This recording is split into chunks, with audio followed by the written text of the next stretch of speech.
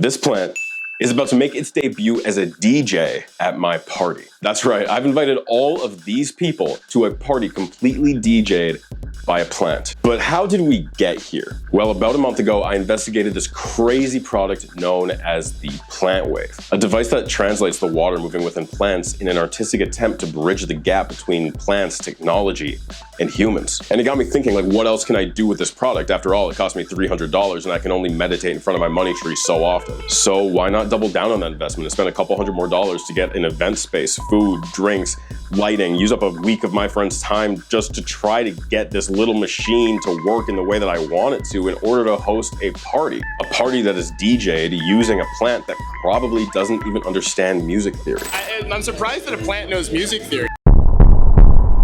So if you've been around the channel for the past year, you're probably thinking to yourself, what the f is this guy doing and why is he throwing a party? This is nothing like the rest of his content. And you'd be right, I mostly do things that make me a little bit uncomfortable and put me in situations to be threatened by various individuals and companies that I've covered on the channel. But anyway, I am approaching 100,000 subscribers, so I thought, why not do something a little bit uncharacteristic of myself and this channel and throw a party? After all, I'm currently working on a much bigger, much heavier project about a cult that I tried to join. It's gonna be more like a documentary and a lot more serious in its subject matter, so I figured why not have a little bit of levity? After all, joining cults is a little draining. The one problem with this plan is that I'm not much of a partier anymore. So I got thinking about what exactly makes a good party, you know, good people, fun activities, good food, and most importantly, good music. And luckily for me, my last video was in a way about music, and all I think I have to do is attach these to the leaves and we should hear music. And after seeing this video on PlantWave's website, and the piano is played by this plant here, and the vocals were played by this plant. I was convinced I could save a lot of money on DJ fees by using the plant wave to DJ my party, just with a bit more of a upbeat vibe. But how do we pull this off? Well, let me start by briefly explaining how this little thing works. It essentially uses these little electronic receivers to graph the water moving around inside of plants via sonification. It then uses a whole lot of math and science to match the closest related musical note to that graph. Those outputs are then put over a backtrack to make it sound a little bit more like music than Mr. Krabs doing the robot song. And then you sprinkle on a little bit of random variance and boom, you have plants playing full out musical tracks. And if you really want to get into the weeds of how it works, I recommend watching this video where I talk to the PlantWave CEO about the product and conduct my own little investigation to see if I think it's real or a scam. Which, spoiler alert, the device does work as advertised for the most part. But there's one major issue with it. See, the PlantWave uses something called sound sets. These sound sets act as the variance and the backdrop that I mentioned earlier to add musicality to the outputs of the plant, which normally is great. You plug in the plant, you hear some sounds, you're good to go. And don't get me wrong, I don't really go to a lot of clubs anymore, but I don't really think this is gonna make anybody dance. Well, most people, which for me is the challenge here. I want to celebrate this achievement that I'm closing in on, and I also want it to feel like a celebration. So instead of throwing a plant party with some painfully plodding plant music, I'd like to throw a full-on plant rave using the plant wave. All right, listen up, because the plan is pretty simple. First things first, we need to figure out what exactly goes into a DJ. What characteristics, vibe, personality does that person, plant need to have in order to be great? Like, should I be looking for the plant version of Deadmau5 or DJ Khaled or even the dude who's responsible for making my air fryer? Time will tell. Second, we'll need to do some additional scouting based on our findings. I mean, we should have a pretty good idea of what makes a great DJ at this point, but since plants can't audition and we can't measure things like their vertical jump or how much they can bench press, we will need to rely on plant experts to ensure we pick the right one with the right vibe for this job. Third, we will need to train it to become the ultimate DJ. And this could absolutely take some time, as most plants, to my knowledge, do not have arms or even ears, but worry not. We have some alternative strategies in the works to ensure our chosen plant will be able to DJ our party. Fourth, we need to find the right space to fit the people coming to the plant rave, secure it, and then send out our invitations. After all, we can't throw a party with no people. And finally, step 5, throw a plant rave that is so good it will chlorophyll all of our hearts with love. Hosted and DJ'd by our new plant superstar. Oh, and also we should make sure we have a good time. Make sure everybody there has a good time. That's probably the most important part, really.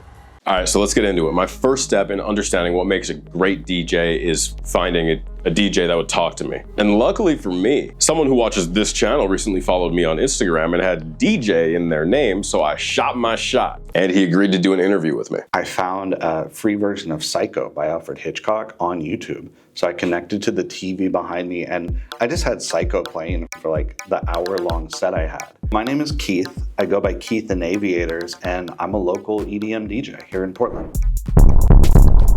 How much of the live DJ experience do you think is something that is structured and pre-prepared versus something that you take from the energy of the audience live and kind of photosynthesize into something else? When you're playing EDC or something massive like that, those DJs with all the lights, all the sound, all the timing issues, of course, a lot of that has to be pre-planned. But locally, it really is the energy, like the feeling of the music and the feeling of the crowd that you feed off of. If you were gonna describe like an expert, a master DJ in just a couple of adjectives, what are the adjectives that you would use? Prepared, experienced, energetic. There's a DJ named Cascade, for instance. Every time he plays, probably 4 times a show, he just yells, "Come on!" Almost annoying, but it's like if he didn't do that, you'd wonder, okay, what's wrong with Cascade today? How important is it for a DJ to kind of stay rooted in their own style versus kind of like branching out to a bunch of different vibes? I think for the most part, that success comes from giving the audiences what they've come to expect and improving on that product. You know, if Lady Gaga did something completely opposite than what she's ever done, would people still like her music?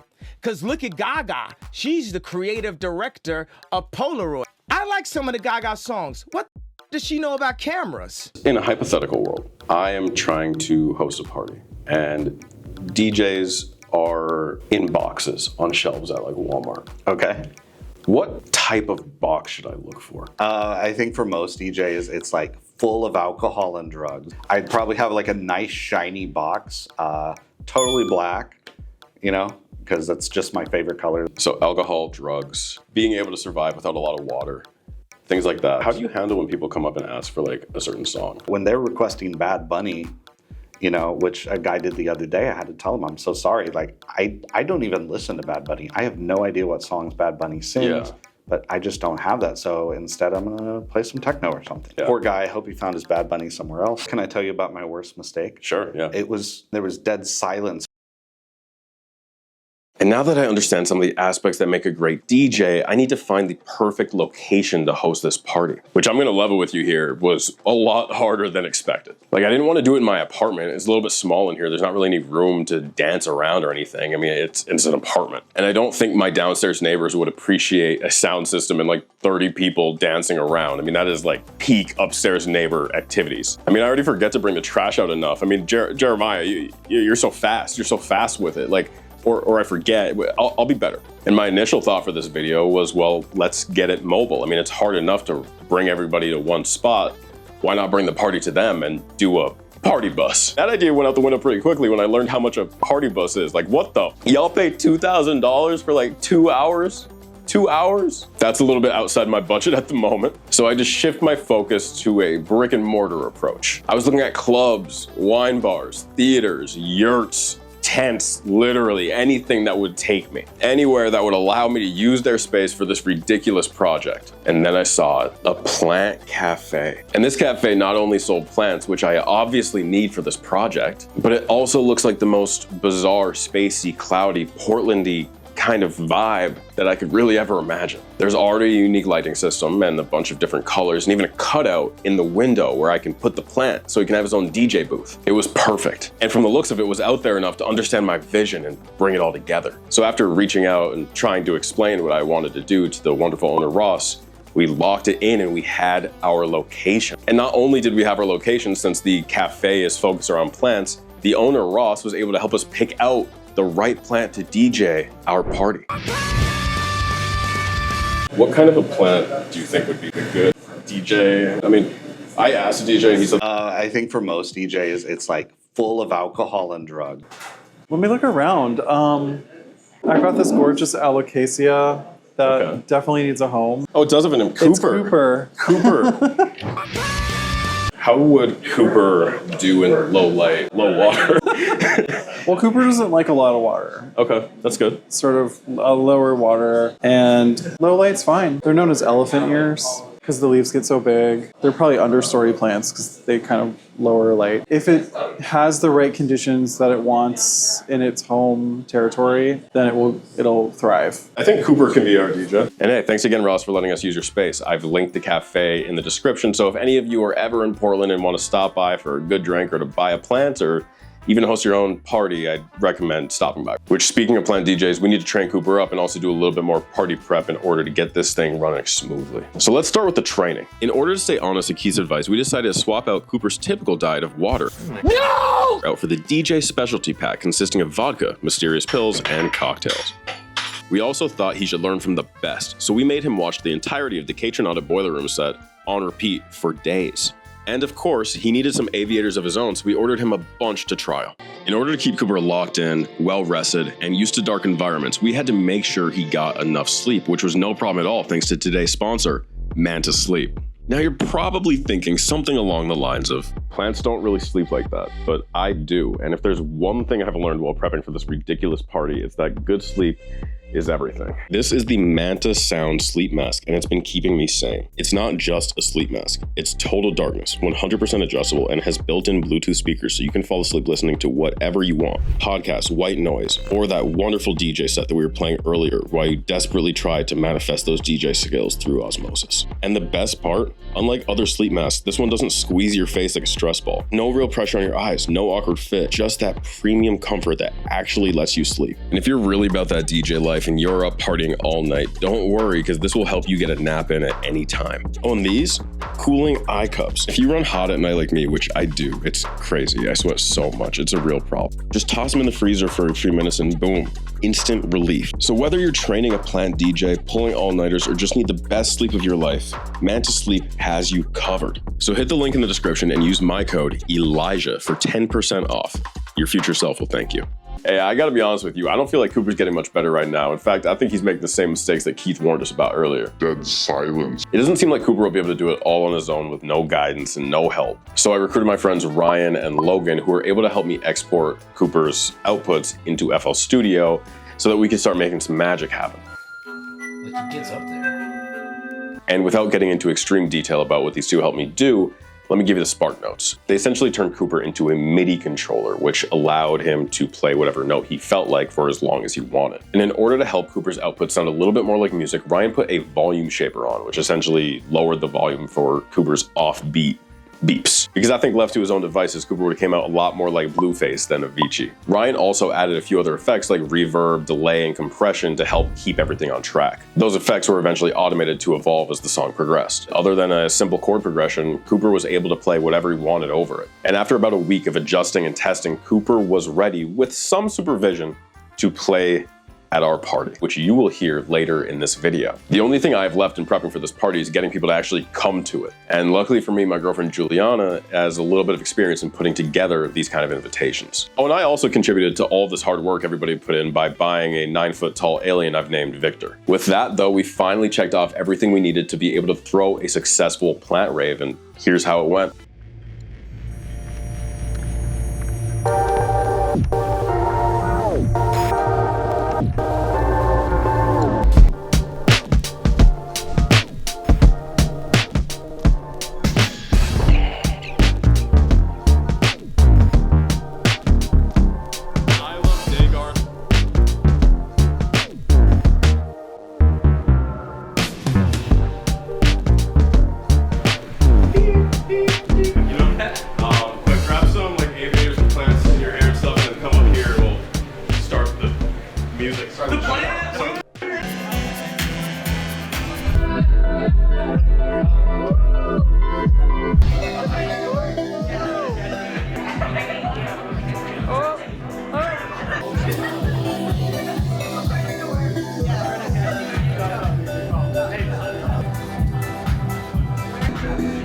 Wow, it's gone crazy right now.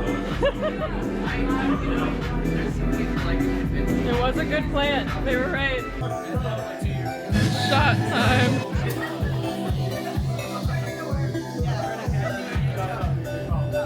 I think Cooper's doing a great job. You know, he's making it bounce. I think Cooper could turn it up. Oh, he's getting a little weird with it. Cooper's getting a little weird with it. Touch it and yeah. I'm just giving Cooper a little rub. Awesome. I am very impressed by the plant music. Power to plants. what do you think? I'm gonna be honest, it's more cohesive than I would have thought it'd have been. Like, this is a total vibe. Like, I kind of want to grab one of these things and run into the woods now. Like, it's so sick. It's so cool. The plant should get a record deal. DJ Cooper is gonna blow up. You heard it here first. Going around asking everyone what they think of the music. How does it sound? It's very vibey. DJ Cooper's done a tremendous job at extrapolating the graph to meet the MIDI requirements. I'm surprised that a plant knows music theory. That's the biggest thing that was surprised me.